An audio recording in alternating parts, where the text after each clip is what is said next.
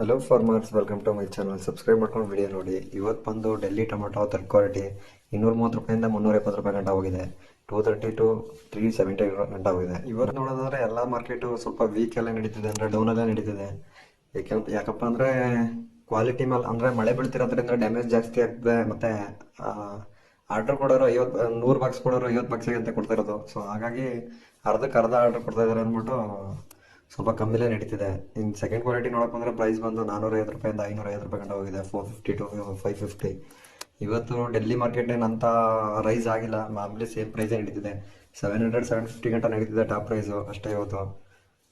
ಇವತ್ತು ಕೇಳಿದ ಪ್ರಕಾರ ಅಂದರೆ ಮಳೆ ನಿಂತರೆ ಬಿಸಿಲು ಹೊಡೆದ್ರೆ ಆರಾಮಾಗಿ ಪಾರ್ಸಲ್ ಸ್ಟಾರ್ಟ್ ಆಗುತ್ತೆ, ಮತ್ತೆ ರೈಸ್ ಆಗುತ್ತೆ ಅಂತ ಹೇಳ್ತಿದ್ದಾರೆ.